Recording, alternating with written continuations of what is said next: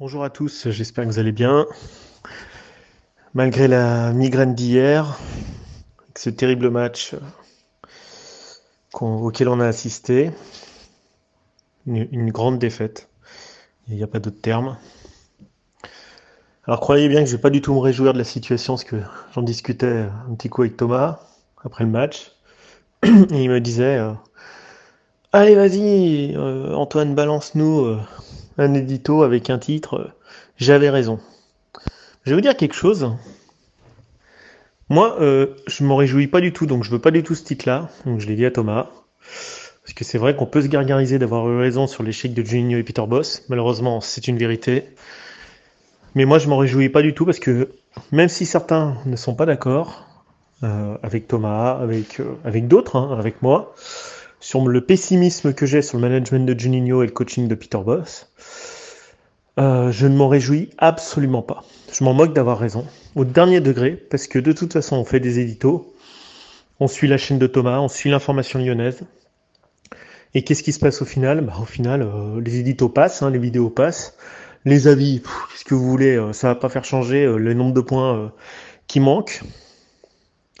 Moi, j'avais juste un point de vue, et dans la logique FC Résultats, j'ai défendu le bilan comptable de Rudy Garcia à multiples reprises, c'est vrai. 76 points, des demi-finales de coupe, des finales de coupe, un jeu absolument cataclysmique, avec des joueurs pas à leur position comme Cornet, comme Karl Toko et Kambi l'an dernier qui a fait 6 mois catastrophiques. Néanmoins, les résultats étaient là en termes de points, bon, même si ça s'est mal fini. Voilà, et je me suis dit cet été, pourquoi donc virer Rudy Garcia si c'est pour prendre un entraîneur que je ne connaissais pas, je précise, je ne le connaissais pas, mais connaissant un peu les Néerlandais pour avoir travaillé avec eux, ça se passe souvent pas très très bien en affaires. Je peux vous le dire par expérience. C'est une éducation assez permissive avec les enfants, pourquoi pas, et ça c'est très très bien, c'est tout à leur honneur. Hein. C'est une vision différente des affaires et de la conception du management qui a souvent bien du mal à se marier aux affaires, au milieu des affaires et aux entreprises françaises. Et avec Peter Boss, c'est un peu ce que je craignais, j'avais un doute, je l'avais dit à Thomas, c'est un néerlandais qui a une vision, et c'est vrai que c'est tout à son honneur d'avoir une vision et une philosophie, mais souvent avec le management ou avec les clients ou les fournisseurs, ça coince très très souvent car c'est une vision diamétralement opposée. En termes hiérarchiques, souvent, hein, il y a une liberté beaucoup plus grande aux Pays-Bas qu'en France, où même si c'est en train de changer, c'est une vision pyramidale en France qui est en train de changer avec le temps, hein, avec ce qui vient du management des États-Unis. Mais Peter Bosz, c'est un homme libre, c'est un homme protéiforme qui peut évoluer en Israël, aux Pays-Bas, en Allemagne, et qui ne changera pas sa vision et qui n'est pas en phase avec celle de l'OL. Donc je me suis dit, sa culture néerlandaise, elle est très néerlandaise finalement, c'est pas du tout étonnant. Et vous n'êtes pas au bout de vos surprises, les gars. Comme on l'a vu avec Koeman, avec Rullit, enfin on connaît cette culture néerlandaise, pour ceux qui la connaissent un peu. Et ça fonctionne souvent en mode clash avec le management opérationnel. Et c'est ce qu'on a vu au Bayer Leverkusen avec Rudi Voller. Ça s'est très très mal fini. Pour ceux qui lisent un peu l'allemand, je vous invite à aller lire quand même les dernières déclarations de Rudi Voller, qui était en gros son directeur sportif, hein, son Juninho de là-bas. C'est très très violent, quand même, ce qui s'est dit entre les deux hommes, et c'est pas si étonnant. C'est une culture, les Néerlandais, bourrée d'expérience et de compétences, mais avec une vision extrêmement libre vis-à-vis du management et de la hiérarchie. Bon, voilà, ça c'était la parenthèse. L'autre parenthèse, je vais pas accabler Peter Bosz plus que ça parce que le pauvre il est pour rien, c'est pas que de sa faute. Donc je vais arrêter mon scepticisme sur Bosch. D'ailleurs, je retourne toujours pas ma veste, hein. Sur 25 éditos, j'ai dû faire un ou deux éditos laudatifs envers Juninho et Peter Bosz. Ils ne sont pas les seuls responsables. Les joueurs sont aussi responsables de ce qui se passe. Nous sommes sur une projection de points de 55, donc on reste assez cohérent depuis 5-6 journées. On est à un tiers du championnat. On est sur une base de 55 points, ce qui nous projettera, une fois que les 3-4 devants sont partis très loin, vers la 5-6e place. Bon, on jouera l'an prochain la Ligue... alors comment ils appellent ça maintenant? La Ligue Europa Conférence. C'est vrai que c'est un nom extrêmement compliqué à retenir. Bon, une espèce de C4, puisque maintenant C1 existe, C2 existe plus, C3, C4. Bon, bientôt on aura le Citroën C5, C6, on verra, ça sera marrant. Des nouvelles versions de Coupe d'Europe pour que tout le monde en ait une. On jouera, voilà, peut-être cette Coupe d'Europe si tout va bien. Bon, C'est pas très grave, c'est pas la fin du monde. C'est pas la fin du monde.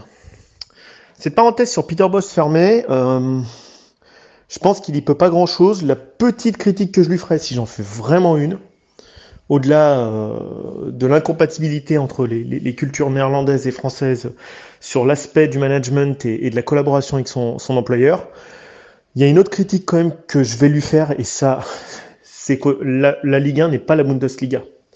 Le football extrêmement offensif de la Bundesliga, où on se rend coup pour coup et on calcule pas trop la tactique et le positionnement sur le terrain comme en Italie, c'est que la Ligue 1, il faut s'adapter à un moment donné. C'est un championnat qui demande un jeu de transition résolument tourné sur la contre-attaque. C'est pour ça que les entraîneurs comme Galtier ont extrêmement bien performé l'an dernier. Il faut une assise défensive, puis on part sur des jeux de transition avec des attaquants extrêmement rapides. Voilà, donc on le sait, il y a une vision assez attentive de la Ligue 1 où on attend plutôt dans son camp, et derrière on part en contre-attaque. Donc, comme disait Constant hier, oui, le jeu de Lyon est hyper lisible. Des balles par-dessus, des balles en profondeur, des contre-attaques, et globalement, vous avez fait le boulot, vous mettez 3 buts contre Lyon si vos milieux de terrain sont capables de lancer très rapidement en profondeur vos points de devant. C'est pas très difficile. Peter Bosz a voulu instaurer un jeu qui est contre-productif dans ce championnat. C'est évident qu'il fallait regarder comment fonctionnait la Ligue 1. S'il avait dit à Jean-Michel Aulas, ma philosophie c'est ça et je n'en déroge pas, évidemment qu'il fallait pas le prendre. C'est pas de la faute de Peter Bosz, c'est de la faute de Vincent Ponceau et de Jean-Michel Aulas. Et quelque part de Juninho.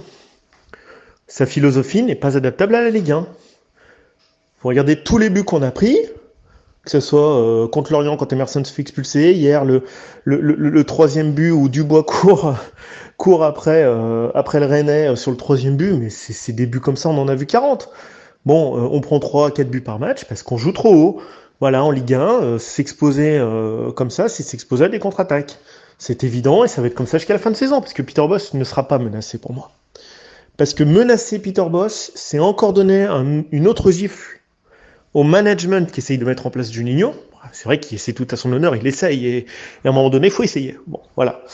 Il y a déjà eu Silvinho, si on lui vire Peter Bosz, franchement, il n'a plus aucune raison d'être au club, Juninho. Ça fera 2 entraîneurs virés en 2 ans. Je pense que connaissant le personnage et la gagne et l'ego qu'il habite, c'est très bien, c'est tout à son honneur, il démissionnera.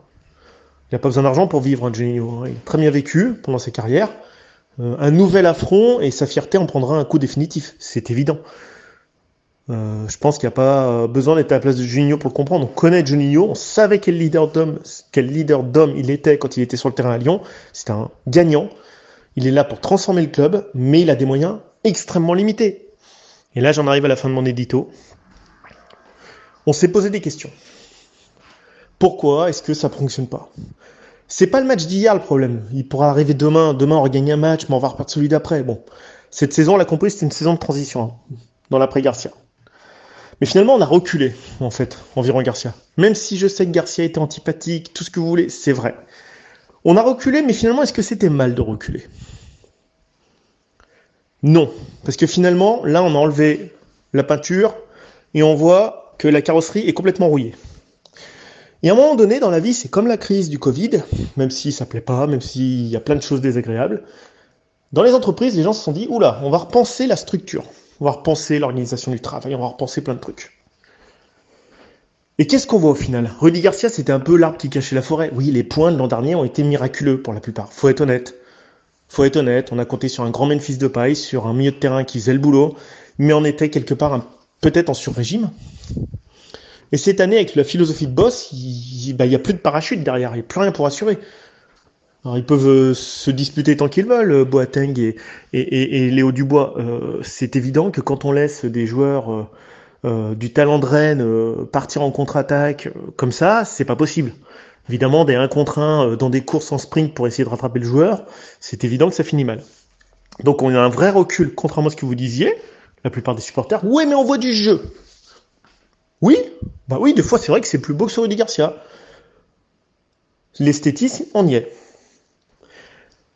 Ça fait plaisir aux fans, mais où est la maîtrise promis par Peter Bosz ? Elle n'est nulle part. Il avait promis 2 axes, la maîtrise avec Juninho et Peter Bosz et le football offensif. Bon, le football est plus ou moins offensif, bon. Des fois, c'est joli à regarder. Bon, moi, j'en prends plaisir à regarder parfois. Contre Prague, les 30 dernières minutes, c'est très agréable à regarder. Mais en termes de résultats, c'est cataclysmique. Voilà, 19 points au bout de 13 journées. Mais je peux comprendre, les fans, on s'est tellement ennuyé pendant tellement d'années, sous Genesio, sous Garcia, on s'est fait chier. C'était soporifique, et c'est vrai que cette année, on se dit, il y a Peter Bosz, c'est un mec qui veut ramener le football offensif, on y va. Mais en termes de résultats, de toute façon, la claque qu'on a pris hier, elle est beaucoup plus phénoménale que ce qu'on veut laisser croire. Pourquoi elle est fondamentale? Parce qu'en fait, je m'en moque des dissensions entre joueurs, ça les dépasse. Ça dépasse même le cadre de Juninho, de Peter Bosz, de Garcia. Faut regarder tout en haut de la pyramide ce qui est en train de se passer. Et là, c'est le cœur de mon édito, j'y arrive. À un moment donné, on a été champion de France en 2008. Moi, ma thèse, c'est la suivante. Vous êtes d'accord, vous n'êtes pas d'accord? Il faut se souvenir quand même de gens comme Pierre Ménès, comme les journaux, l'équipe.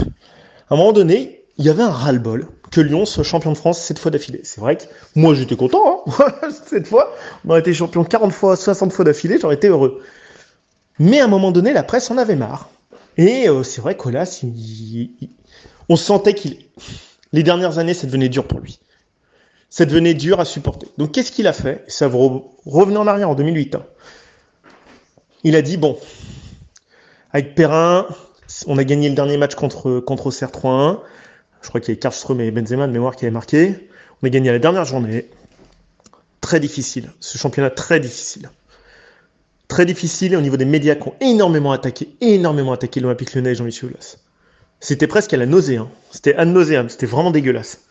C'était le 7e titre, on a compris qu'ils voulaient autre chose. Les médias, vous savez, c'est comme en politique, quand ils veulent quelqu'un ou autre chose, ils arrivent, à force de pousser en poussant. Voilà. Et l'année d'après, 2008-2009, il a dit, on ramène Claude Puel, qui avait fait ses preuves. Évidemment, il avait fait ses preuves à Lille. Excellent entraîneur à l'époque. On ramène et on lui dit, tiens, on te met 4 ans en General Manager. Donc il s'est dit, voilà, on met Claude Puel, 4 ans, General Manager, à l'anglaise. À l'anglaise, c'est-à-dire que le modèle de Jean-Michel Aulas à l'époque, c'était Arsène Wenger.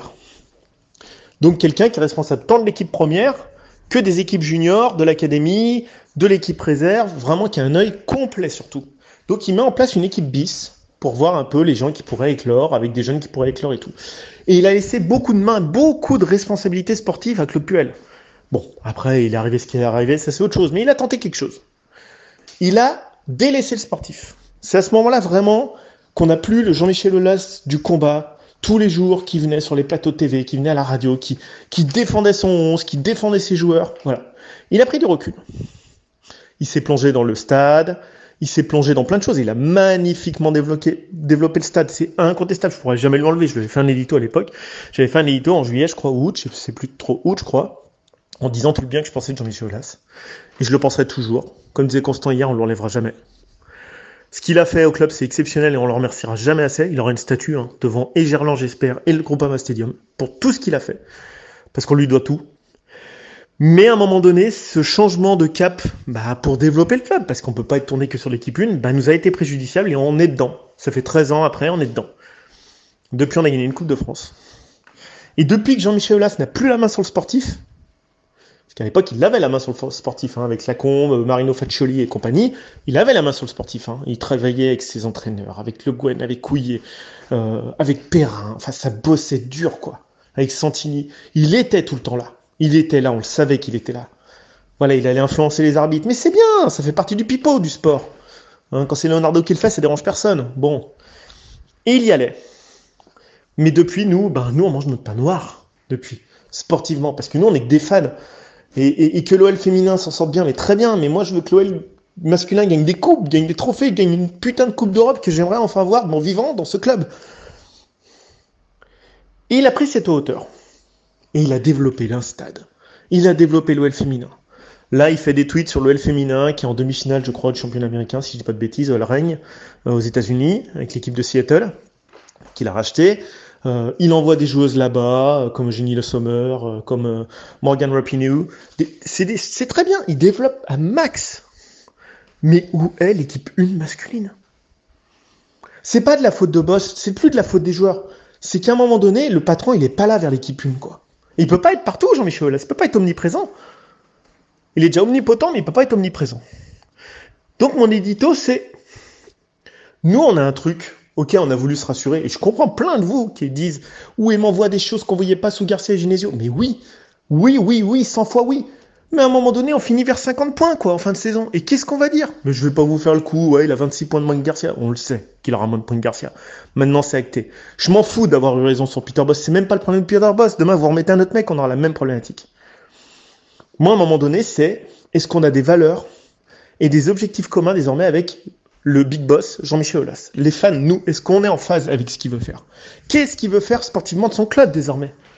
Bon, il veut plus mettre d'argent. Mais attendez, il y a eu la crise du Covid, il a une banque à rembourser, des banques à rembourser pour le financement du stade, mais ça, c'est une réalité. Mais en même temps, il développe OL Valais, il met de l'argent dans OL Valais. Donc quand on met de l'argent là, on ne le met pas sur les joueurs. Il se rémunère avec son club, mais c'est normal. Mais à un moment donné, c'est un mercato à 6 millions d'euros sur Shaqiri. Quand Rennes met 70 millions. On ne peut pas lui gagner. On ne peut plus gagner. Les entraîneurs, Christophe Galtier a clairement dit non à Lyon cet été. C'est un affront. Quand il dit Laborde, machin, les fans n'en ont pas voulu. Non, c'est que Lyon n'avait pas les moyens de se payer Gaëtan Laborde, qui est quand même pas non plus la sommité mondiale, mais ça nous aurait fait du bien. Donc on tourne, effectivement, avec des défaites contre Rennes, parce que à force de moins investir, d'avoir moins de visibilité, de vendre nos jeunes joueurs qui se perfectionnent, comme Amine Gouiri, comme Melvin Barr, comme plein de jeunes se perfectionnent ailleurs, ou ne sont pas des produits terminés, finis, on va dire, voilà, des talents finis quand ils partent, et ben on se mange, et puis Cherki va partir, et puis Paqueta, l'an prochain, s'il ne gagne pas, il part. Mais on en retrouvera d'autres. Mais à un moment donné, voilà, la normalité pour nous, ça va être 6, 7, 8, 5, 6, 7, 8. Parce que Jean-Michel Aulas, moi, si vous avez la réponse, donnez-la moi. On s'est posé toutes ces questions. Alors, est-ce que c'est la santé? Est-ce que c'est le coach? Est-ce que c'est conjoncturel? Non. À un moment donné, ça fait 10 000 fois qu'on se pose ces questions. Je pense que le problème, il est structurel, l'Olympique Lyonnais, désormais. On a un super patron d'entreprise, un magnifique développeur d'affaires, génie, mais il ne développe plus l'aspect sportif. Mais c'est normal, il peut pas tout faire non plus. Il peut pas être sur le stade, il peut pas être dans les partenariats, il peut pas être sur OL Reign, sur OL Valais, être avec les politiciens et machin. Il peut pas être partout, c'est un être humain. Mais où il veut aller? C'est la question que j'ai envie de lui poser. Monsieur Aulas, où allez-vous avec le sportif de l'équipe 1 masculine? C'est tout ce que j'ai envie de savoir. Moi, je sais pas. Moi, je ne sais pas, mais je pense que le problème, il est là. Je pense qu'ils sont autour de gens pas forcément extrêmement compétents sur le volet sportif, ou pas assez expérimentés. Quand je dis pas compétent, c'est peut-être pas assez expérimenté. Dès qu'il délègue, on voit que c'est pas la main de Jean-Michel Aulas, c'est moins fort, c'est moins niaqueur et tout, et ça part en cacahuète. Quand c'est Ponceau, quand c'est Juninho et tout, c'est moins fort que lui. Hein, lui, on pourrait le mettre partout, et chaque fois il appuie, il a sa main, on le connaît. Quand il délègue, on a l'impression que les gars ils tremblent, je sais pas, c'est pas sûr, c'est pas serein. Et au final, vous vous retrouvez avec des matchs comme Rennes. Voilà, c'est pas étonnant. Alors après, il y a 2 Olympiques Lyonnais, il y a celui de Coupe d'Europe, là je m'en fais pas, ça peut aller en quart demi, hein, tout à fait. Et puis vous avez la Ligue 1 où depuis des années ça va pas. Parce que cette équipe est un peu schizophrène, c'est-à-dire que ils se sentent bien en Coupe d'Europe, c'est leur terrain de jeu, voilà, parce que ça attaque aussi en Coupe d'Europe. Hein. En Coupe d'Europe, hein, on a beau parler du Slavia Prague, ils attaquent. Donc on contre-attaque évidemment avec des joueurs comme Aouar, avec des joueurs comme Slimani, avec des joueurs comme Paqueta ou Guimarães, et ben ça rigole. Voilà. Mais en Ligue 1, ça rigole pas, parce que vous avez un mur qui attend le contre. Voilà. Donc voilà, c'était moi, mon petit édito. C'est même pas sur Rennes, c'est plus, voilà, moi je pense que le problème est structurel. Je ne sais plus trop, honnêtement, moi, à moins que vous ayez des réponses, hein, moi je suis demandeur de réponses. S'il y en a qui arrivent à éclairer ma lanterne, je serais super content. Que veut faire Jean-Michel Aulas? Voilà. J'ai l'impression qu'il y a les supporters à un moment donné. Les supporters, ils vont pas être des moutons toute notre vie non plus. Hein. Bon, alors tu vas me dire, ouais, en même temps, t'es jamais un mouton. Mais c'est normal qu'on se pose des questions à un moment donné. Voilà, vous payez des abonnements, vous allez au stade et tout, et vous posez des questions, les mecs, quoi. On peut pas payer des centaines d'euros comme des cons sans demander de compte au boss. Il en a du fric. Bon, il y en a du fric au club. Alors, nous ramener Peter Bosz, mais Peter Bosz, il sera plus là dans un an, on s'en fout. C'est, voilà, en prenant un peu de hauteur, je cherche du sens. Moi, je veux du sens. Pour vous, qu'est-ce qui fait sens aujourd'hui en tant que fan? Est-ce que c'est l'esthétisme de Bosch? Est-ce que c'est les résultats comme demande Thomas? Moi, je veux qu'il y ait du sens. Quand vous allez dans une boîte aujourd'hui, les gens, ils veulent quoi? Ils veulent du sens dans une boîte. Ils veulent du sens, hein. Si c'est pour offrir les machines à café avec des jus d'orange à gogo installés dans des divans rose fluo, ça a marché. C'était la mode qui venait de Google, là, vous vous en souvenez, de Well-being at Work. Voilà, c'est le grand truc pipeau, là, et tout, communicationnel. Et c'est un peu ce qu'on nous vend avec Boss. Voilà, regarde, tu vas avoir du spectacle, même si tu perds 6-5. Mais à un moment donné, quand vous êtes dans une boîte, vous voulez que ça fasse du sens, votre travail, en termes d'épanouissement personnel. Même si vous êtes un peu moins rémunéré, la plupart. C'est ce que les gens aujourd'hui, dans les sondages, ils voient ça. Bah, nous, c'est pareil en tant que fans. Et c'est pareil pour les joueurs. Qu'est-ce qui fait sens d'être joueur de l'Olympique Lyonnais aujourd'hui? Quelle est la putain de direction sportive? Ça va où en termes de résultats? C'est quoi l'objectif? Le sens, quoi. Le sens, nous, d'être fans et de se retrouver hier. C'est un match, c'est parfait que ça arrive. Heureusement que ça arrive de temps en temps. Mais hier, c'est tout ce qu'on veut pas voir. C'est quoi 5 frappes cadrées? Antoine, il a été généreux, hein, l'autre Antoine, de dire 5 frappes cadrées. Je sais même pas où il y a une frappe cadrée. En fait, j'étais même résigné. Je regarde, je dis, bon, allez, 1, 2. J'envoie un texte à toi, j'ai dit, tiens, tu vas voir le troisième. Après, tu verras, on va se prendre un rouge. Après, tu vas voir, on va prendre un quatrième. En fait, c'était tellement prévisible. Et aucune réaction de l'entraîneur. Parce que je pense qu'il a pas de levier. Il a pas de levier sur son équipe. Parce qu'il est avec des moyens limités, un banc de touche limité, des joueurs limités. Et puis, Peter Bosz ou un autre, ça changera rien. Voilà, donc je pense que voilà, la question, c'est est-ce qu'on partage les mêmes visions, la même vision aujourd'hui sportive que Jean-Michel Aulas? Et que la direction, il faut monter tout en haut là maintenant, parce qu'on change, les entraîneurs, ça change, c'est toujours le même bordel. C'était le sens de l'après-match d'hier, Thomas. Voilà, donc à un moment donné, il faut que les supporters, ils aillent voir Aulas et qu'ils se disent, qu'est-ce qui se passe?